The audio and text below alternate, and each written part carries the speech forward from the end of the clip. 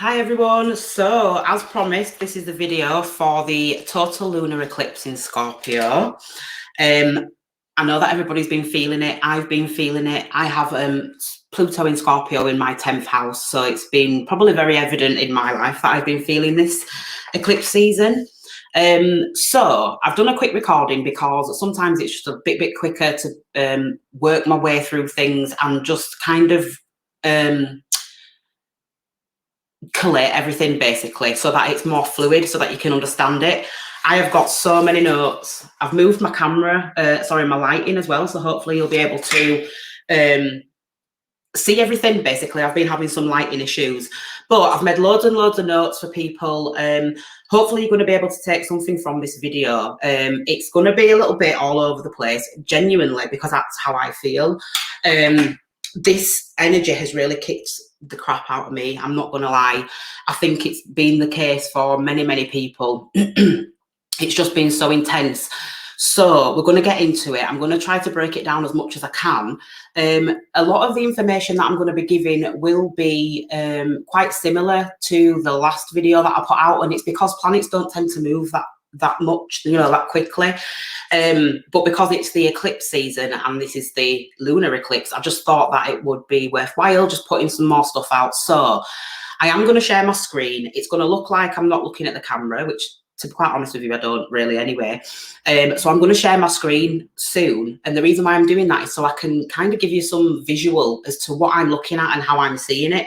So if you're interested in learning about astrology, if you're interested in looking at charts for yourself, or, you want to maybe just kind of dip your toe in that area, this is going to be a good video for you to watch, because you'll be able to see how I see these things basically. Every astrologer is different. Every astrologer interprets different. And in my opinion, there is no right or wrong. As long as you're sticking to the base kind of rules, if you want to call it that, as long as you're sticking to that baseline, then you shouldn't really go wrong, to be honest. So a few notes I'm going to go through, and then I'll share my screen. So this is a lunar eclipse, which we already know, and the Earth passes between the sun and the moon. That's what a lunar eclipse is. The moon is basically blocked out by the Earth's shadow. And this has always been a time of intensity, for natives, for the ancients, it heralds big shifts in energy. So if you consider that the sun and the moon are actually the night and day of our identities, so the physical form and the spiritual form, it's almost like that is being called to the stand, basically. It's like, how do we identify, or how do we want to identify, that kind of thing. The nodes really are symbolic of a kind of a crossroad. It's where the paths intersect, where the path of the sun and the path of the moon intersect. And they really are tied to karma, so this is very karmic. I keep saying this in all my videos. This what's going on in the air right now is very karmic. Excuse me. And I think that we're all feeling it, basically. It's very much about our past actions, things that we've done in the past, basically. It's almost like it's either coming up to bite you, or, it's going to be a little bit smooth sailing. It really just depends on how much spiritual work you've done, I suppose. Now, if you actually consider the animal that symbolises the sign of Scorpio, which is where this lunar eclipse is taking place, it's a scorpion. With a tail that stings, and it's poisonous. And really, a scorpion will only sting you if it feels like it's under attack. So there's a lot of lashing out that's been going on. I keep getting this Bible verse. I don't know what it is, but it's been shown to me a lot. And it's something like, there will be gnawing and gnashing of teeth. So if you want to look into that and see what that's symbolic of, then you can do. I haven't done it just yet, but I will. But really, it just talks about being at disease, basically, and struggling, and things kind of just not working out for us, so yeah, so that's a little bit of a basic interpretation of kind of what's going on at the moment. So Scorpio's intense, and it's passionate, and it's vigilant, and it's all about transformation, power, regeneration, and deep emotional connection. So things that Scorpio rules is, I've said this before, it's like criminal activity that happens underground. It rules things like private investigation, crime, sex, you know, things that are a bit more sinister in nature, like rapes and, you know, things like that. So there is a bit of a trigger warning here. If this is kind of material that you don't want to listen to, then I advise that you click off now, because this really is the influence of Scorpio. Not all the time, but it is included. So I am going to be pulling on situations like that. So Scorpio rules the genitals and the reproductive organs. So if you take that into consideration, what we're really talking about here is secretion, waste matter, and impurities. Okay, so human beings are also impure. When we're born with chemical deficiencies. Everybody's born with a chemical deficiency. This is why we get ill. If we were born perfect, then nobody would ever get sick, nobody would ever get ill, nobody would need to grow. And in actual fact, we wouldn't be here, because being a human being means being imperfect. Spirit is perfect, humanity is not. So it really does talk about mankind. It really does talk about human beings. It talks about the individual being defective and being deficient, okay, and falling off the mark. And really, that's what the word sin means. We're born through sin and we're born into sin. And to sin means to miss the mark. So this is, again, this is very much about trying to awaken us to ascend as human beings and to ascend as mankind, that kind of thing. What's interesting is Pluto is at 0 degrees Aquarius. Now, 0 degrees is the cusp. It's literally the very starting point of the sign of Aquarius. So there's always a purity that comes with this degree, basically. It's like the purest form of the sign. And Aquarius is all about humanity, you know, it's all about the collective, basically, and the mobile structure. So you could think of that as the body as well. But the moon is at 11 degrees Scorpio, which is really interesting, because 11 is the most recognized angel number. You know, everybody's always saying it, 11, 11. So there is this angelic theme with the moon, in my opinion.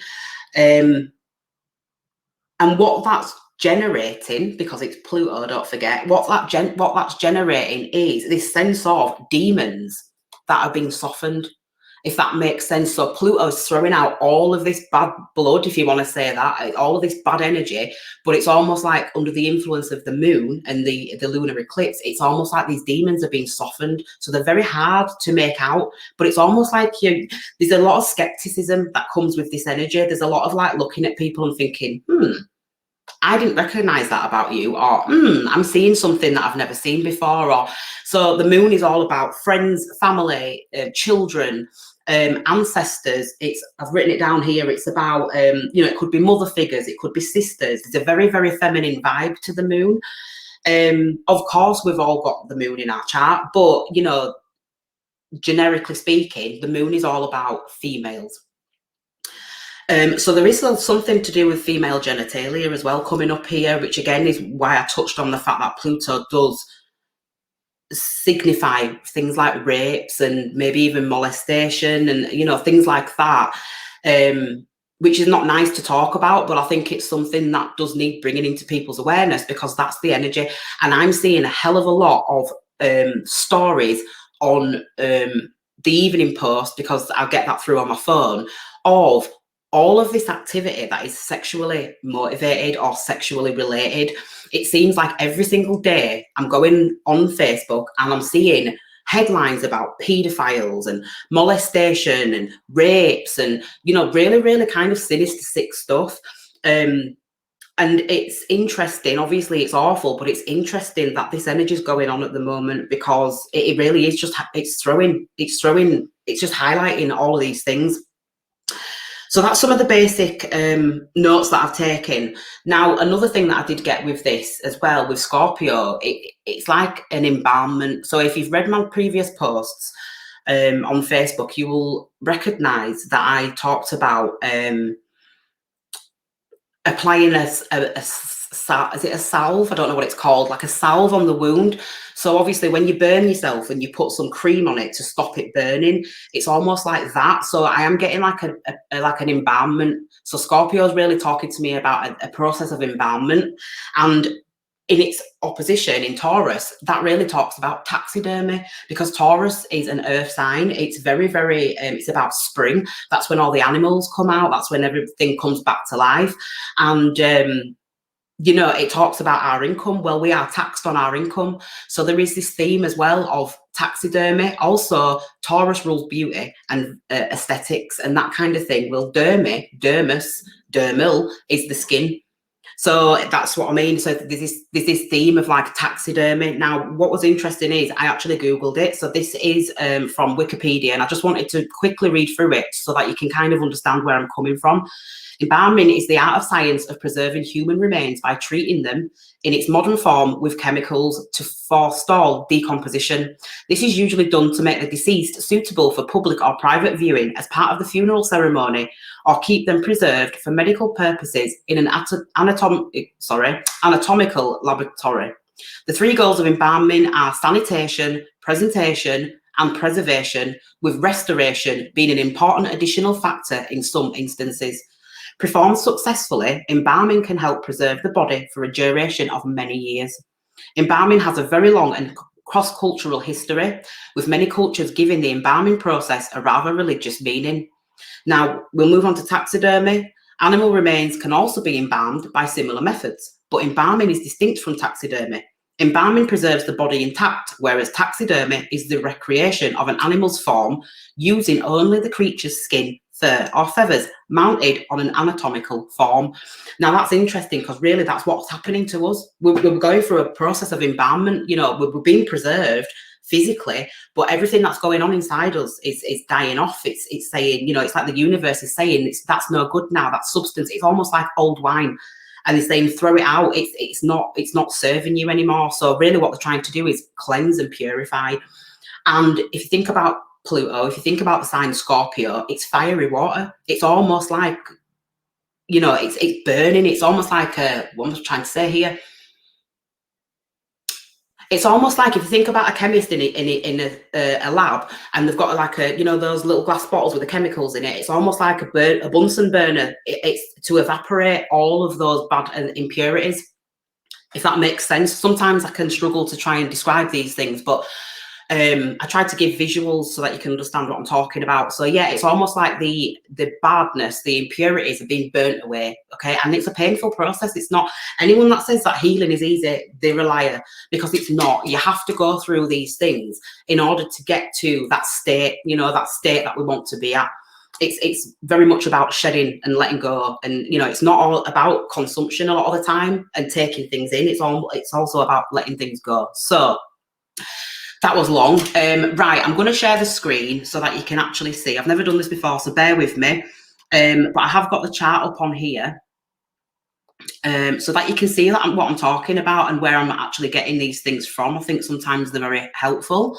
So I am going to be zooming in so you will be able to see, and I won't be looking at the camera, so you'll just have to excuse me. But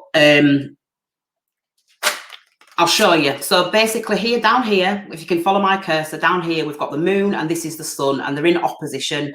Now, one of the things that I did notice straight away about this chart, which you probably will too, is all of these oppositions. Like, this is what's going on in the sign of Taurus at the moment, okay? And this is what's going on with the moon. The moon is in opposition to all of this energy. And this is why everybody's feeling somewhat attacked right now, okay? There's this tendency to kind of pull back on your emotions. You know, this is the bottom of the heavens, what we're looking at down here. This is kind of our external world. So there's a lot going on outside. There's a lot going on around us. There's a lot going on in our environment, but it's down here in isolation almost is our emotions. So it's almost like a removal of that, you know, the removal of our emotions, trying to kind of keep that somewhat separate to everything, all this chaos that's going on right now in the sky. So we have 2 lunar eclipses every 3 years, okay? And when I've actually looked into this, it's saying that it's at its peak when it's in the 3rd and 2nd houses, okay? When it's in the 3rd and 2nd houses, because I did a little bit of calculation. Now, the 3rd and 2nd houses change all the time, but when it's at its peak, it's going to be in the 2nd, moving into the 3rd house. They're the houses of possession, material items, things that we value, things that we find sentimental value in. It talks about assimilation as well.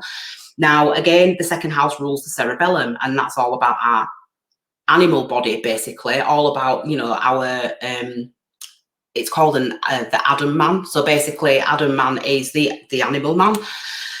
The third house is about assimilation. What is it to assimilate? It's almost like to work things out. It's to work together. It's to, you know, it's like a give and take, if that makes sense. So it's almost like something's been taken, but something's been put in its place. So I feel like that's very, very apparent. You know, if you can understand where I'm coming from, then that will make a lot of sense. But it's almost like things are being taken out, impurities are being drawn out, and things are being put in. And these things are things that are, you know, we're not probably used to, if that makes sense. So we are feeling a little bit disorientated right now, because this is what eclipses do. They disorientate us, and they make us feel like a bit weird. So that being said, that's what that's about. Now, I've got so many notes here. Sometimes it's hard for me to actually explain cohesively what I'm trying to say. So what I'm going to show you on here, try to visualize it, and hopefully you'll be able to interpret it in the way that I see it. Now, we've got all this energy up here, right? And we've got the moon in isolation down here. Now, what I want you to look at is this opposition. This is the father, Jupiter, and the moon is the mother. Okay, so Jupiter is Zeus, he's the god of gods, and then the moon is the mother. And if you look, we've got all of this energy, and it's almost like the mother and the father are protecting the seeds, because these are the personal planets, really. Apart from Uranus, these are the personal planets. Now, on this side, we've got Pluto, Saturn, Neptune. And the way that I'm viewing this is Pluto is the villain, right? So Pluto's the villain. And he's throwing out shade. He's making squares to all these planets up here, and he's making squares to the moon down here. This is actually called a T-square. This triangle is called a T-square. And with a T-square, it always means struggles, challenges, you know, things that need to be resolved. So this is what Pluto's doing. Pluto's energy needs integrating into this opposition so that it can balance out, basically. So if you imagine that this is the father, this is the mother, okay, and they're protecting the seeds, the children, the salts of the earth, basically. We've got Saturn up here. Now, Saturn is a malefic planet also. Saturn is almost like Pluto's wingman in this scenario. You could think of it like that. It's almost like Pluto's wingman. Then we've got Neptune. Now, Neptune would be the wizard. So if you think of a film where, you know, there's kings and queens and all of this, you know, in these olden days, these traditional times, there's always that one guy who's somewhat of a warlock or some, you know, something like he's magical and, you know, Merlin the magician, think of it something like that. It's almost like he's trying to protect all of this energy, okay? He's trying to kind of put up a veil, you know, because that's what Neptune does. Neptune really kind of creates illusions. It's very foggy. It's very, you can't really see through Neptune clearly. So it's almost like he's putting up this protective barrier so that we are veiled from the impact and the influence of Pluto and even Saturn. Saturn's all about order. It's about establishing order, and it's in the sign of Pisces. This is the sign of spirituality. This is the sign of what goes on beneath the surface, you know, but it's very, very much connected to the soul, okay? So this is about a re-establishment of the inner workings of mankind, if you want to put it that way. So Pluto really is the bad guy in all of this. Now, because the moon's in Scorpio, again, that ties us to Pluto, because the moon is actually in Pluto's home. Now, if you want to look at it another way, it could be that if you imagine this is the heavens, okay, so these seven houses, this is the heavens, this is hell, this is darkness, okay. The moon rules children, and it rules, you know, vulnerabilities, and Pluto's here, and it's almost like the moon has been stolen or been taken, and they're all plotting up here and saying, look, how can we get it back? How can we restore what needs to be restored, basically? We've got the moon down here in the sign of Scorpio, but she shouldn't be there. She should be up here. Okay, so it's almost like the gods in the sky are saying, how can we draw out? How can we bring this out? How can we, you know, that's kind of the energy that I'm getting. And I know that I'm being a bit elaborate here, but you can see what I'm trying to say. Pluto is really holding us to ransom right now. He's really putting us through our paces, and it's in order for us to elevate emotionally, in order for us to elevate spiritually. Pluto always gets a bad rap for being bad, and he is, but it's for good reason. You know, it's for good reason. It's because all of the waste products will be cleared out, and those that are pure, let's just say, or at least pure from Pluto's influence, will remain. It's a big one, basically, is what I'm trying to say. You know, there's a lot going on at the moment. So up here, you can imagine this, if you wanted to see it as good and evil. This could be the sign of the heavens. This is good, and this is evil. Well, the moon is in the sign of evil. So it's having a very detrimental effect on us emotionally. It's, you know, we're not really sure of our emotions. We don't really know how to feel about things. The things are a little bit, you know, we might even feel far removed from how we once used to feel. That's kind of what this energy is. Now, these nodes are very much tied to karma. They're very much tied to fate and destiny. And with the sun and the moon conjunct these nodes, it's almost like it's becoming really apparent. It's becoming really, it's coming into consciousness, the fact that this may be connected to destiny or you know, sent from somewhere else, or, you know, it's just that this is a very, very spiritual vibe going on right now, and I think everybody's feeling it. I really, really do. Everybody's in the head, everybody's in their emotions, everybody's in the heart space, and everybody is really trying to make sense of things, but it's very, very difficult for us, I think. So I'm just going to move my cursor and speak from the chart now, just so that I can look at what I've written, basically. So we've got heavy oppositions between Aries and Taurus and Scorpio. Well, we've already discussed that. Aries and Taurus is very much about the brain chemistry.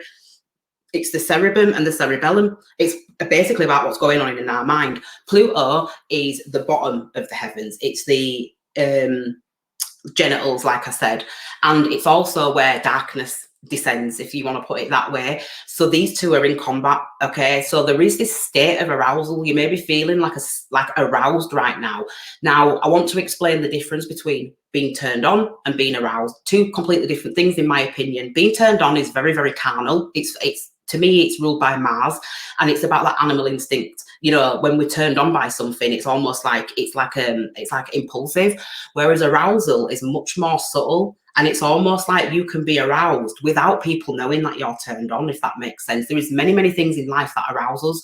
So there is this state of arousal that people are experiencing right now, and you might not even know what it is. Just know that it's spiritual. Arousal is spiritual, very, very much so. We are not empty beings. Now, I know we're full of guts and organs, but we're not empty. You know, we've got stuff going on inside of us. These processes that take place inside the human form are chemical. And this is what astrology is. It's chemistry. It is the chemistry of the environment. It's the chemistry of the earth. It's the chemistry of everything. It's the chemistry of life. If you think that you're exempt from astrology, think again, because you are basically just a culmination of chemicals. So really, this is what's going on. This is how astrology affects you. This is how astrology plays out. This is how, when you go to an astrologer, you know, generally speaking, they're able to tell you about what's going on in your life, because you are not exempt from this stuff. So we've got some, okay, let me just find my place again. Yeah, so we've got Mars squaring all of this stellium at the moment. So here's Mars in Cancer, and we've got this big stellium here, and it's causing a square. Well, it's squaring Jupiter, but obviously they're all acting together as one big energy. So Mars is squaring, you know, you've got Pluto squaring, you've got the moon in opposition. Like, these are all big, hard aspects. These are not nice aspects, basically. They cause us problems, they cause us struggles, they cause us challenges. And the chart is predominantly that, to be quite honest with you. We have got trines going on, we have got sextiles. They tend to be a little bit nicer. But in actual fact, don't think of aspects as good and evil. Think of them as fluid that flow together or cause a sense of irritation. Now, the trines can flow together, but they sometimes, even though they're flowing together nicely, it can still bring about quite a difficult energy to deal with. It just depends on what's going on in your own personal chart. This chart that we're looking at here is a transit chart for the moment. This was drawn for today at 12 p.m. Okay, so just bear that in mind. We've also got, I mean, I can show you actually. by doing this, if I zoom in a little bit. So we've got Neptune here. Neptune again is making a sextile to Pluto. So this is what I'm saying about Neptune really putting a veil up and trying to protect us basically from Pluto's influence, because it's a sextile. A sextile you could probably think of as two friends that are very, very similar, but they are not the same, if that makes sense. Like, you could think of siblings as you two being the same. We come from the same family, you know, we've got the same genetics and that kind of thing, even though we're both very separate. This is more like friends. We're both very similar, but we come from different families, we come from different this, you know, you get the vibe. That's kind of what a sextile is. It's really kind of about an interaction, but it's an interaction that needs a bit of work. It's about an interaction where effort is actually being put in. So these two are not really getting on swimmingly in the sense of a trine, but they are working together, and it's almost like they're interacting, if that makes sense. And I feel like Neptune is really kind of influencing us in a sense of protection, and it's saying, like, you know, we are shielding from this as much as we can. However, you know, Pluto's very, very strong. Its energy is potent. You know, it's actually, well, it's plutonium. Plutonium is one of the, if not the most toxic and damaging substances in the world. So it's really felt with impact. So I feel like Neptune is really trying to protect us from that as much as he can, and he's saying, you know, I'll do whatever I can basically to get in the way of this impact, you know, so that you don't feel it as much. Like I say, you know, there's a lot going on. We've got the Neptune and the moon down here, you know. It's causing, this is called a sesqui square, I think. Let me just have a look because I forget. This is a smaller, you know, it's not as obvious. This aspect is not something that we'd kind of hone in on really when we're doing astrology charts. We'd look at the majors, but it is making some aspect. And again, there is this irritation there. It really is. It's almost like it's not working that well together. It's not, you know, it's not quite clicking, if that makes sense. So even though this veil is being put up, this shield of protection, it's almost like things are still slipping through.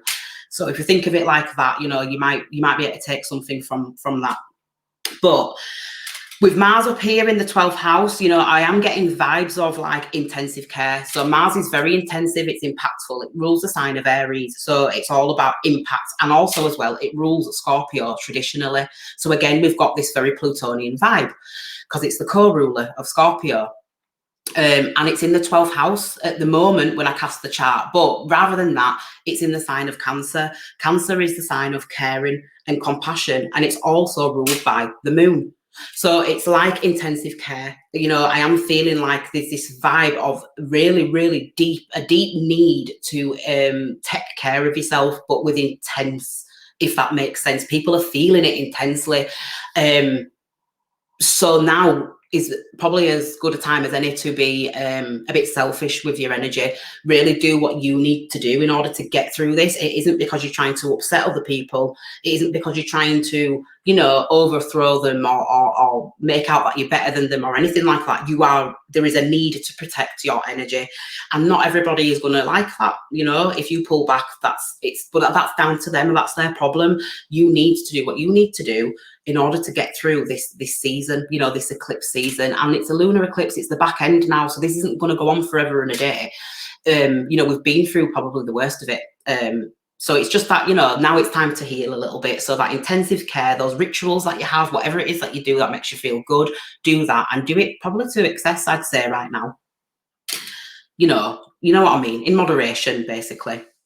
There is a vibe of negotiations as well. I am picking up negotiations, people planning and plotting and scheming, because we've got Mars in here, you know, in the sign of Cancer. Cancer's very private. Cancer's a very private, very secluded, very sheltered sign. And Mars is all about a plan, you know, formulating plans, that kind of thing. Again, like I said, these houses do change, but at the time of casting this chart, it was in the 12th house. So the 12th house is a very hidden house, okay? It's about, think of this as a mental asylum. You know, you're not allowed in. You're not allowed to go in there unless somebody gives you the thumbs up and says, yeah, you can enter. So there is like this sense of plotting and planning and scheming, but it all been done very, very quietly, okay, beneath the radar. This could be personal. You could be making plans and schemes. You could be plotting things. You could be having these ideas that you want to pursue, but you're just not telling anybody right now. You're keeping it very, very hush hush. Okay, so we'll move down here. So down here, we've got the moon, and down here, you know, the moon in Scorpio, to me, I was getting things like, are you afraid of the dark? Are you afraid of the dark? That used to be a program that was on television a while ago when I was a young girl, and it was stories of, like, you know, scary, spooky stories. So people are feeling really spooked out right now. People are feeling really, maybe a bit paranoid. You may be sensing paranormal activity. You may be hearing noises, you know, that kind of vibe. People are just really on edge right now. So this "are you afraid of the dark" really did come from, you know, this moon in Scorpio. It's almost like Pluto has taken the child, okay? So it's almost like we have been robbed of our innocence. It's almost like we've been stripped of the veil, in a sense. You know, I know that I will say Neptune is trying to kind of enforce that veil, but it's almost like we have been stripped of it, and it's been done in a very, like, pull the cloth off the table type of way. And it's like, whoa, what the going on? You know, that's the energy that I'm picking up. It's very, very sudden, and that's what eclipses do. It's a very, very sudden shift in your reality, so much so that it leaves you distorted, and you're a bit like, what's going on? Like, I feel really weird right now. Yeah, you will do, basically. That's what this energy is. So it's almost like Pluto has taken the innocence, Pluto's taken the child, Pluto's taken the seed, basically, of who we are, and he's transforming it and he's changing it.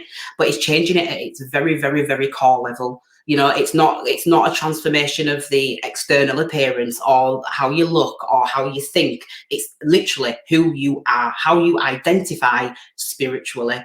How you identify spiritually, of course, is going to have an impact on the rest of your being.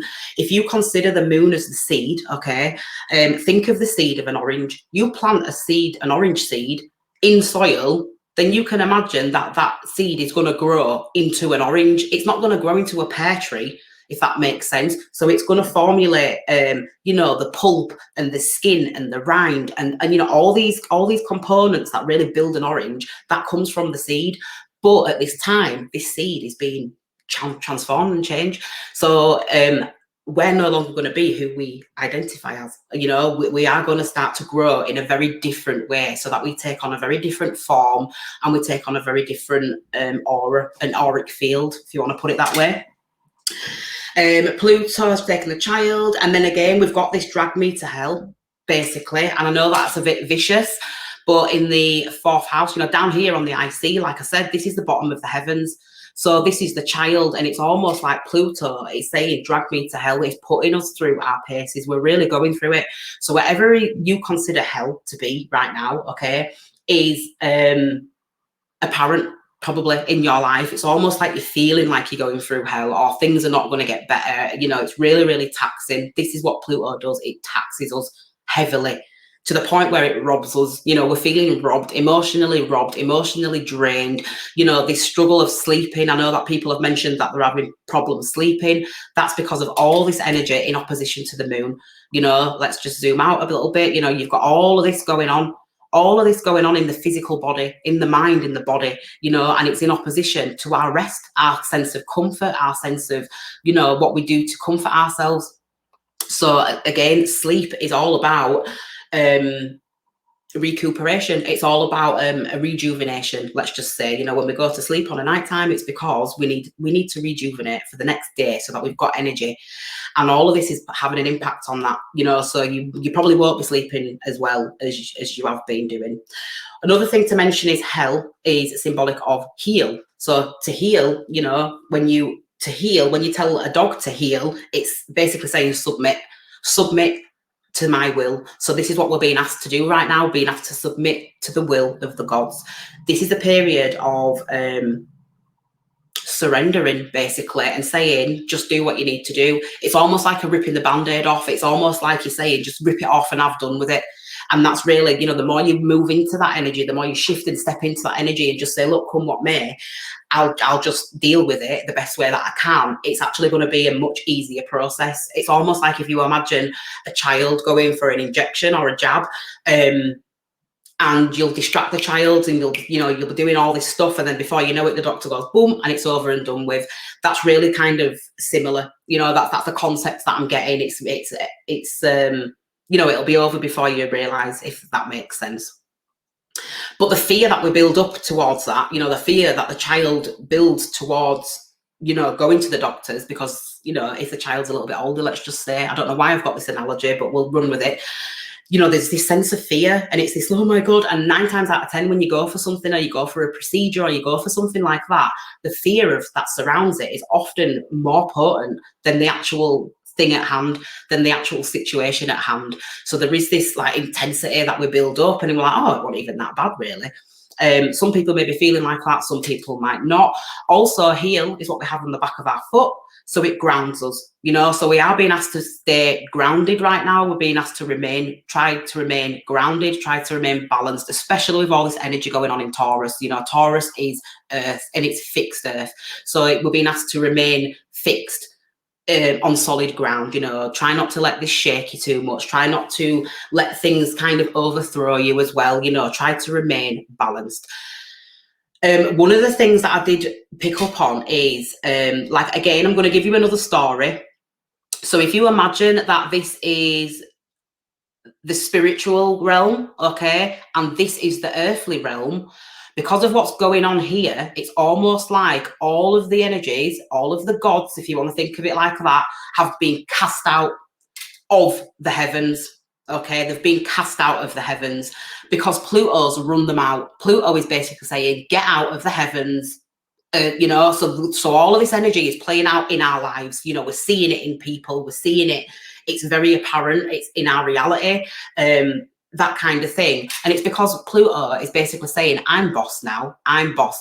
But further to that, it's almost like this moon is sneaking up on Pluto. It's almost, this is where I'm getting this plotting and this scheming. It's almost like this is going to come full cycle, because it's almost like, although Pluto thinks he's in charge right now, and all of these energies have been dispelled, okay, collectively, if that makes sense, Pluto is not really paying much attention to what's going on in the background. And what's going on in the background is the moon, and the moon that's bringing this sense of healing.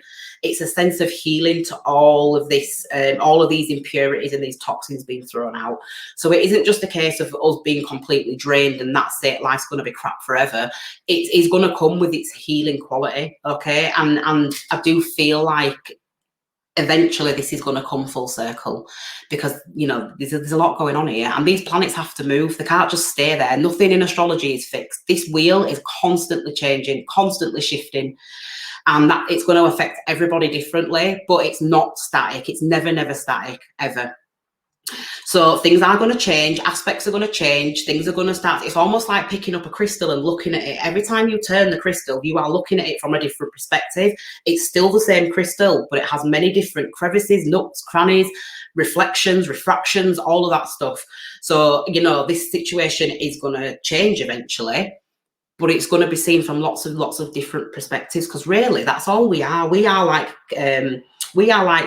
scientists that really observe life, and we do this without realizing, but really all we're doing is looking at the same thing in lots of different ways, in lots of different, it's almost like we're just changing it like this, and every time we look at it, we see it in a different way. That's what we do. That's all we do all the time. So that's interesting. What else have I got down here? We've also got, okay, so if you actually look at all the planets up here again, down here we've got the sign that rules mothers and children. And again, we've got Scorpio, which is the womb, the reproductive organs, that kind of thing. So the womb is being symbolized here, as well as the genitals, and as well as excrement and the bowels.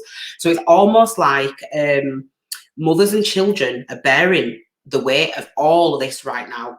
So if you are somebody that's got children, if you are, somebody that's you may be noticing a lot of things about your child, maybe your child struggling emotionally, that kind of thing. There just seems to be a lot of burden that's being put on mothers and children. And to be quite honest with you, in my personal opinion, I think that that's been the case for a long time. Men are ruled by the sun, and when people say it's a man's world, it really is, because men are more active. through the day, apparently. Women are ruled by the moon, which is why we menstruate, basically, which is why we have periods, which is why, you know, the moon symbolizes children. And this is why in traditional times, women used to stay at home, out of the way, sheltered with their children. You know, the men would go out through the day. Women would wake up through the night to feed the children. You know, it's obviously if they were breastfeeding, you know, the man can't do that. So the woman would wake up through the night to breastfeed. So we are actually female. If you want to think of it this way, you know, just kind of take what I'm saying with a pinch of salt, in a sense, because I can't be bothered getting into all the male, female. I'm talking about energy. I'm not talking about people. I'm talking about energy. So when you take the male and the female principles, you will see why women often struggle through the day to get up with the children, go to work, come home, clean, cook, look pretty, look gorgeous, show up for the husbands, be there for the friends. It's a lot. It's a lot. So that does throw us off. We are often very, very depleted of our energy. Okay. And then because of that, because we're not doing everything that we're supposed to be doing, we're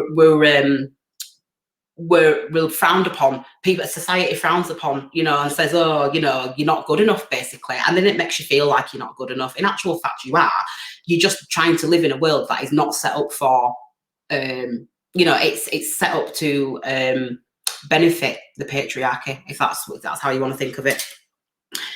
It's outdated is what I'm trying to say.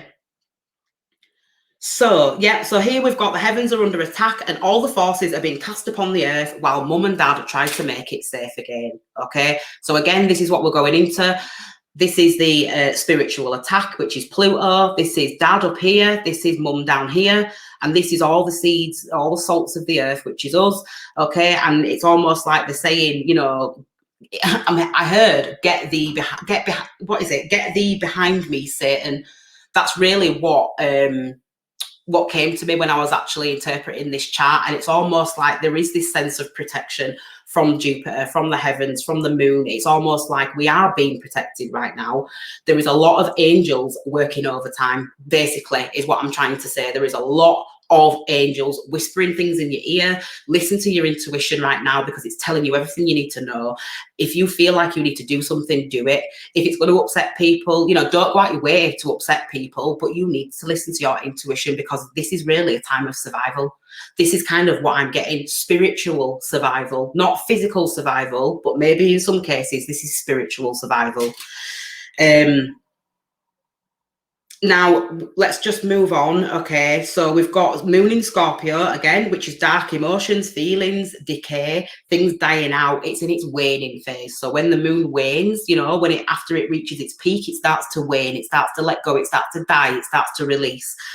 You can also think about this as a releasing of new seed, you know, releasing of new things. It's so every time something passes out, something new starts in its place, and it's a very seamless process.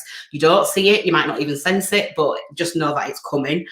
The sun in Taurus, which is what all this is up here, you know, we've got sun in Taurus. This is very much about new life, optimism, hope for the future, things that benefit us, things that set us up for future attainment, future goals, things like that. It's about things coming into full bloom, and things coming to a head. Taurus rules the bulb of the flower. Okay, so if you imagine the stem of a flower, Taurus rules the bulb, you know, so it protrudes, which is why in tarot it represents the Empress. The Empress is pregnant. She represents pregnancy and birth and substance.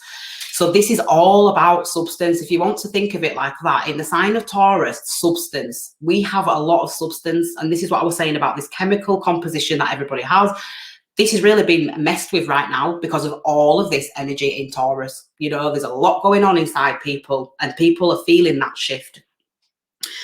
The air is extremely sensitive right now. Okay, so when I say that, things like spoken words, things that people say, you know, like you might be taken in a very not offensive way, but it's almost like there is this sense of sensitivity because it's so intense. People are very sensitive. So they're sensitive to what's being said, they're sensitive to what they're seeing, they're sensitive to what they're hearing generally. You know, things might be piquing the, oh, what was that? You know, like it's really about our awareness, our sense of awareness. We're very, very sensitive because of all this is going on in the heavens. You know, this is the heavens, this is the air that we breathe in, predominantly up here, but, you know, just basically the top of this sign. So there's a lot of bugs going around at the moment. There's a lot of viruses going around. See, there's a lot of viruses going around at the moment. There's a lot of sicknesses, and it's because it's being drawn out of you. The moon is drawing all of this sickness out. If you want to think of it this way, think of it in another way. Oh, sorry.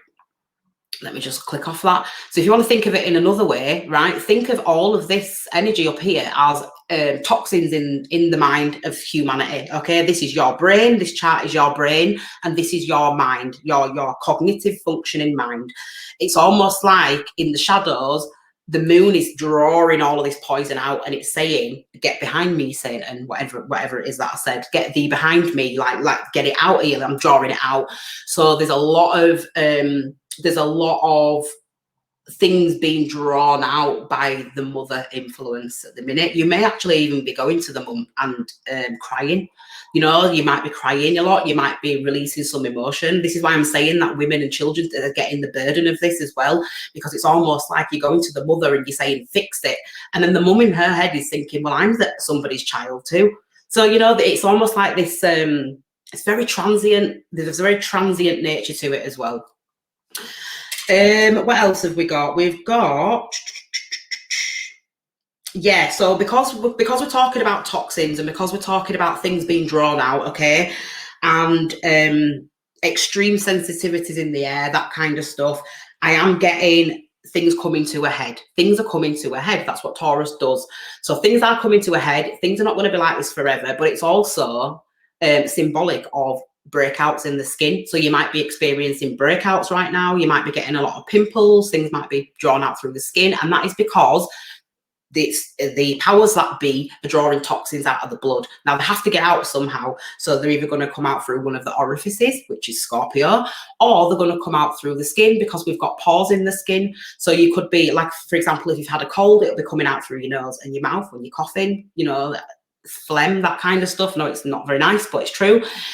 Secretion, basically secretion of the skin, so through the pores, that kind of thing. So again, like I said, impurities are being drawn out. One thing I will mention is, because of this, it's really important at the moment to look after yourself. Make sure that you're getting enough nutrients in your diet. If you know that you're deficient in something, make sure that you're taking them supplements regularly. Again, I'm going to do the video on cell salts, but at the moment I just haven't had the time.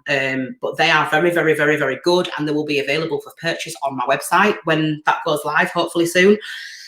Again, I'll let you know. So yeah, so things like that need to be put into the body. So make sure you're looking after yourself right now. If you are struggling to sleep, try and nap where you can. You know, don't overexhaust yourself. Don't be getting no sleep through the night and then going to the gym. That's not going to do you any good. In actual fact, it's probably going to deplete you even more. So if you know you're not sleeping through the night, then make sure that you are trying to rest, at least rest the body, because if the body needs it. Think about the body as a vehicle. Your body is a vehicle for your soul and your spirit. And if you're not in the best health, then spirit and soul can't do the work that's needed in order for you to ascend, in order for you to live an abundant life, basically. One thing I did pick up as well, which was just a little bit off topic, but I just noticed it, so I thought it's worth mentioning. Mid-month, so you know, about this time, or mid-month or whatever, as because Mercury is going to go direct eventually soon, okay, and it is going to start making its way past the sun, and you know, it's always close to the sun, but Uranus is going to be sat in Taurus for quite a while because it's a slow moving planet. I am expecting interaction, so unexpected interaction, okay, from an admirer, because Taurus is all about admiration. So you could actually get some form of communication from an admirer that you're not expecting. So if you are on the lookout for a partner, that's going to be quite beneficial. But if you're not, it could be like an ex, you know, someone that you've parted ways with, because Uranus is about the wanderer. You know, it does separate somewhat. So, or it can symbolize breakdowns, you know, so breakups, that kind of thing. So it could be that an ex tries to return into your life, tries to communicate, something like that. Mercury retrograde has a way of doing that, bringing things back into being. So just watch out for that. But I don't think so much, in my opinion, it's down to Mercury retrograde. I think it's the fact that you've got this Uranus sat next to the sun and it's in the sign of Taurus. So it's almost like someone's seeing you now at the moment and you're glowing because the sun is shedding a light on the physical form, and it's almost like, oh, you're looking really good right now. I want to talk to you again. So they could be watching you, they could be wanting to reach out, they could be trying to reach out, but they want to communicate. So I think this is probably going to happen when Mercury goes direct, because Mercury does cause struggles in communication. So some at the moment, they may not have the words they need to say to come towards you. They may be struggling to formulate what it is that they're going to say, you know, that kind of vibe. Because again, like I said, this eclipse season, it's shifting people, it's making people change, you know, change perception and all of that.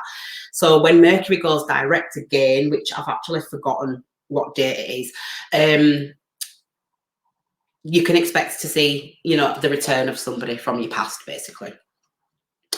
Okay, and anything else I want to mention? At the moment, I think the last thing, you know, the last couple of things I want to say is Pluto is putting us through our paces, which I've already said, but relationships are really hanging by a thread at the moment. I feel like this is going to test loyalties of people around you. I feel like this is going to test the relationship. I feel like it's forcing us to actually analyze it and say, you know, is this something that I want to pursue? Is it not? Is it something I want to stay away from? This is generally everybody in your environment. It's not just friends, it's family. You know, what are you willing to deal with? What are you willing to not deal with? You know, there is kind of this this vibe of boundaries, because that's what Saturn in Pisces does. It enforces boundaries and says, you know, you can gain access, but you can't.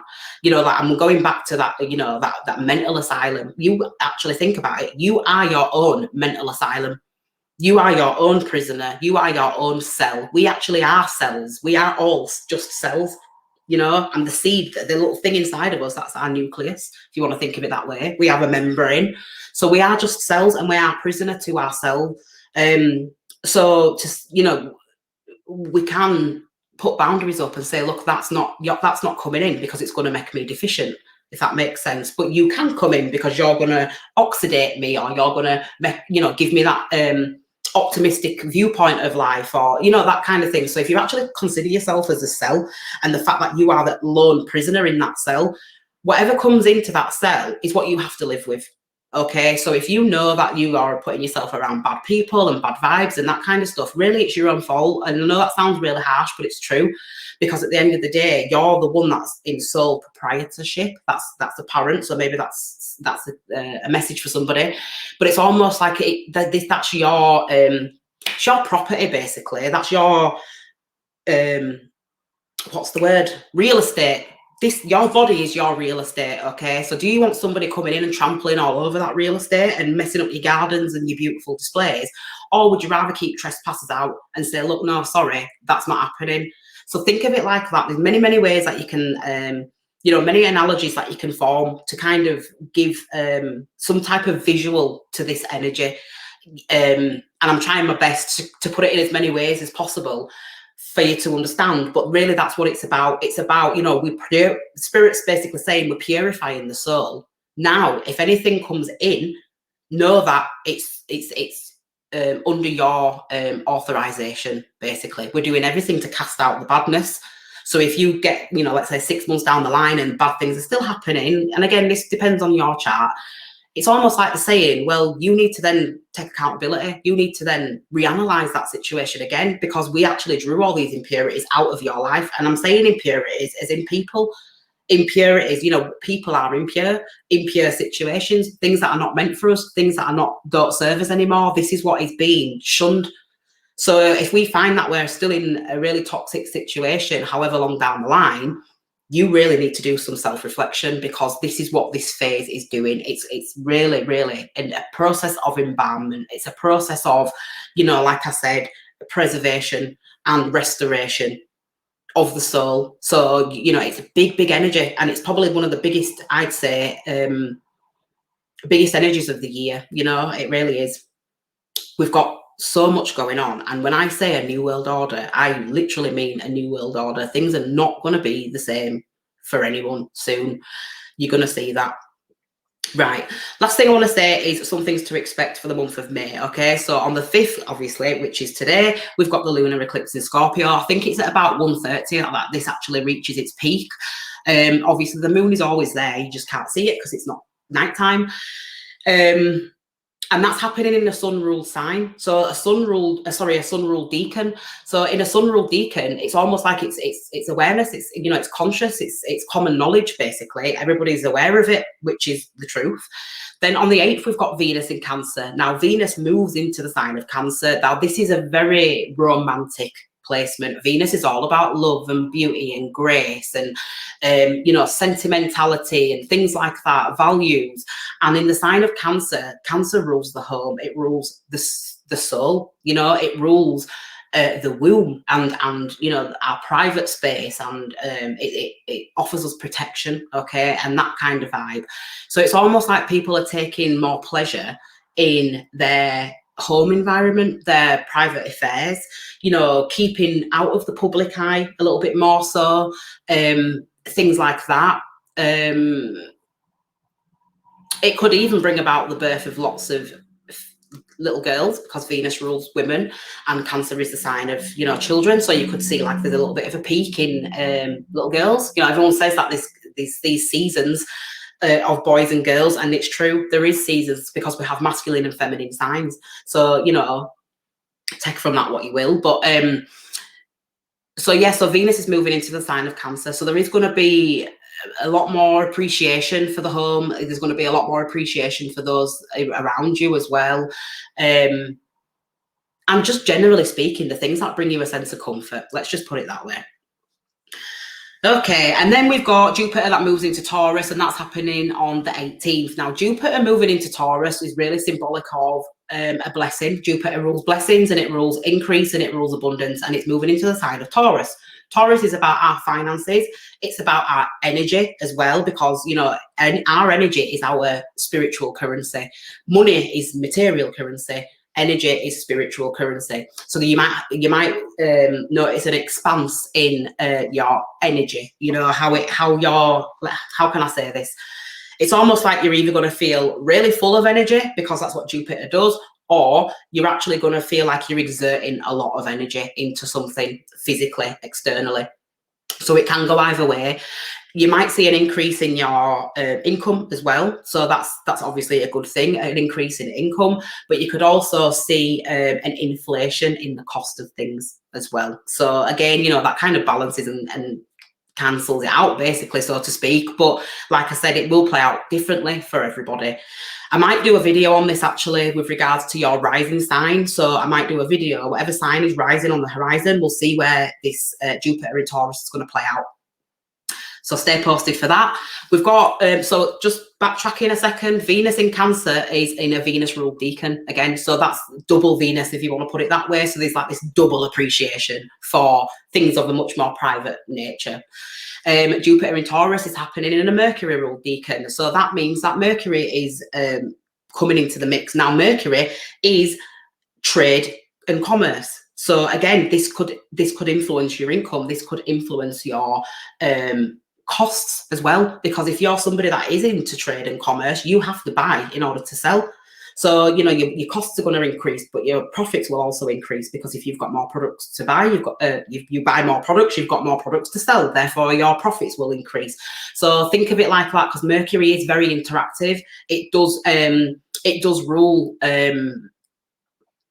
it doesn't rule the trade, because that is Taurus, okay? But Jupiter is in Taurus. So it is like commerce in the trade, if you know, things like that. Just try to kind of get on the vibe, if you know what I mean.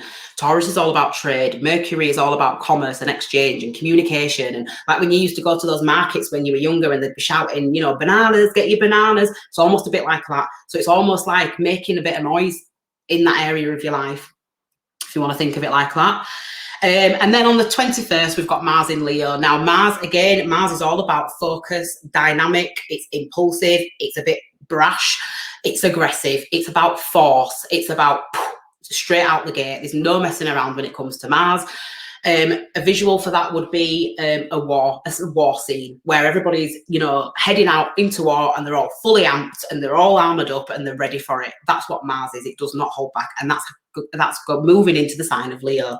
Leo is all about our personal appearance. It's all about our physical form as well. So and our desires, our passions, and the things that we enjoy. You know, it's about pleasures, especially partners, you know, sexual pleasures, lovers, that kind of thing. So on the 21st of March, you could be making a beeline towards somebody that you find very, very attractive, or somebody could be doing this to you. You could just be heading out and on some adventure in regards to a passion that you want to pursue, but you're pursuing it fearlessly. Because Leo's the lion. The Leo is fearless. You know, he doesn't worry about what's going on around him or anything like that. He just goes after it. So that's going to start to, that's a theme that's going to start to happen from the 21st, basically. It's in a Saturn-ruled decan. So a Saturn-ruled decan, again, it's about structure, order, formulation, things coming into alignment. You know, Saturn really is a hard energy, but it's a brilliant energy also, you know.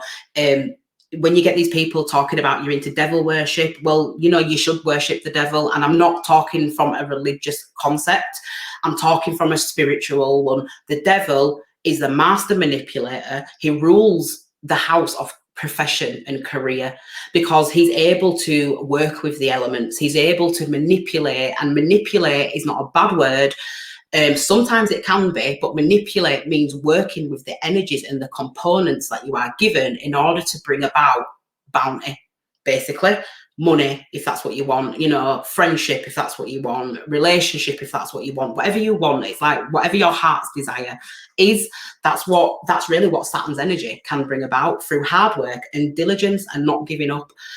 So you do need to have some type of a plan. You do need to have some type of a structure. You do need to have some type of motivating factor, basically. And I feel like that's what's going to start to show itself when Mars moves into Leo. What is it that you're going after? What is it that you want to achieve?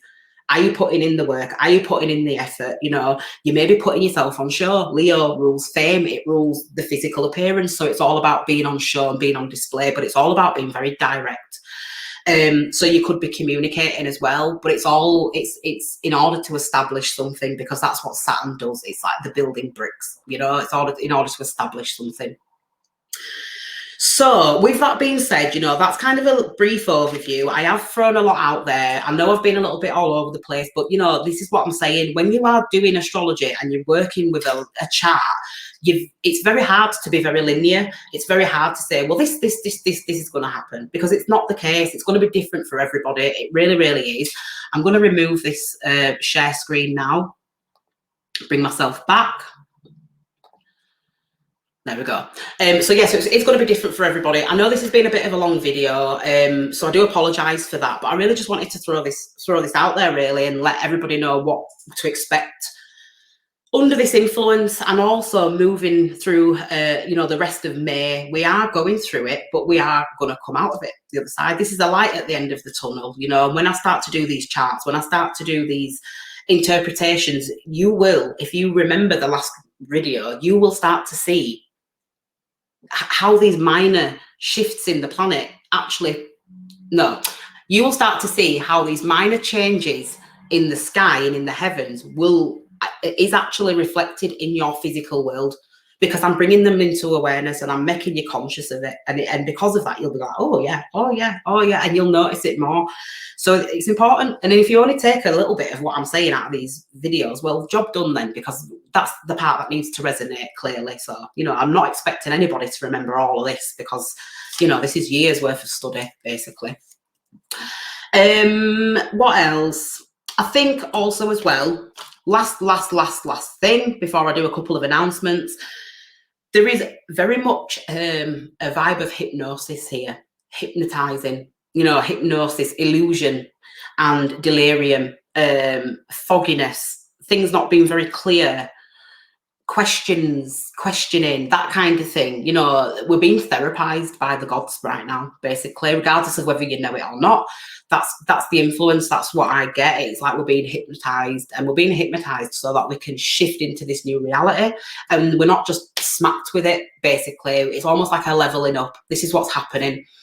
And in order to put new substance into our central nervous system, really, because that's all we are. We're just a brain and a spinal cord with some nerves on the end.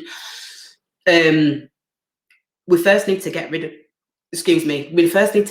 everything that could potentially restrict that from happening, basically, if that makes sense. So, couple of announcements. The website's coming along nicely. I'm almost done, so that will be up and running shortly, to be honest with you. One thing I will mention is, because I want to get it out there and I do want it to be a helpful resource for people, there'll be lots of videos on there, there'll be lots of blog posts on there. That's basically what the website is. It's a resource. You don't just need to access it when you want to buy something. You know, I do have a shop and I will be selling products and I will be explaining why I'm selling these products. But that's not the only reason why the shop's there. The shop's there to use as a resource. I have trawled the internet for products. You know, I've gone to retailers, wholesalers, picking up some of the best things. A lot of these things are things that I've used personally, so I do have personal perspective on these things. And I've taken a lot of the footwork out of it. So I will be referencing a lot of this stuff in these videos. You know, if I find that they're helpful, if there's certain books that I've read that people can use, then I will be mentioning them in these videos. You know, if you do want to take up the study of astrology, you know, I am going to be at some point pushing out some classes. So if you want to join the classes, then you'll be able to do so. But everything will be posted on Facebook. So my advice is follow the Facebook page. That's where everything goes. That's where all my announcements go. That's where all my videos have links, and or will do eventually soon. That's where you can find everything. However, the website is going to be a heavily resourced platform for people that want to elevate and want to use this knowledge to the best of their ability, basically. You can book services on there, so I am open for services. All the services are done online, so pretty much like what I'm doing now, except I will be speaking to you directly, you know, and this is the amazing thing about the internet, is that we can actually do that. I don't need to be sat in front of you to do a reading. So it's not any less effective. You don't have to leave your house. You don't even have to leave your sofa if you don't want to. However, you know, if you are local and you do want a local reading, then, you know, just let me know, drop me a message, and I'm sure we can sort something out. I'm very, very busy at the moment and I am a little bit missing in action, but I will be back shortly, basically. You know, it's taken a lot to get this website up and running, just because of the type of platform it is. There's going to be groups on there. There's going to be a place where people can join. You can be a member. You can talk. You know, you can bring up discussions and have other members intervene and see what their perspectives are on things. You can earn badges. You can earn crowns. Like, I've literally gone to town, basically. So it is going to be a great, great resource for people. And obviously get involved. You know, if you want to write a blog post, or if you think that there's something that's worth sharing, or there's something that you found that you think would be helpful, then by all means send it across, because I will put it on the website. So yeah, so that's a little bit of an announcement there. I'm just gonna see if I've got anything else to tell you. I actually do think that I'm done for now. Just get my diary, because I cannot live without my little diary. I love it. I did want to mention some stuff, because, you know, while I'm doing the video, I might as well say it now. Yeah, so tarot readings. Okay, so I am going to be doing live tarot readings as well. I think I might change it to a Tuesday, so Tarot Tuesday, every Tuesday, and I'm going to start putting up a poll so that we can get a little bit of variation in regards to topics. You know, we can do Tarot Tuesday, we can do you know, an analysis of a chart. Doesn't have to be a person, it could be a famous person, it could be something, if you're just interested in learning how astrology works. We can also do you know, get to know me, so you can ask me questions about my spiritual practice, what I do, how I got into it, that kind of thing. And maybe a couple of more ideas as they come to me. But I really do want it to be interactive. So if you want to be part of it and you want to learn about something specific, like I said, get involved, vote. Every week it's going to be different. So whatever gets the most votes is what we're going to be discussing on that Tuesday. I'm calling it Tarot Tuesday. It don't have to be tarot. It can be anything. So with that being said, if there's anything else, I will post it on Facebook. Thank you for bearing with me. I know these videos can take some time sometimes, but, you know, I'm speaking intuitively here. When you're working with energy, it's very, very seldom linear. You know, you do have to go around the houses, literally. You have to go around the houses in order to get to the point. So, yeah, so I'm going to leave it there. Thank you very much. And like I said, if you want to get in touch, please do so. We will be going live again next week. I hope that this lunar eclipse season hasn't taken too much out of you, you know, and we can get to a point of really healing again and moving forward and pushing through and looking forward to summer and all that nice stuff. Hopefully that's due to come in summer. If you like the video, please like it. You know, this is going on YouTube as well. I'm going to start posting on YouTube more often. So if you do like the video, then please like it, subscribe, you know, do all of that stuff, leave some comments. It really is, it does mean a lot to me to get some feedback, because I need the feedback. If I'm not getting the feedback, I'm just wasting my time. So guys, it's been a pleasure, and I will see you soon.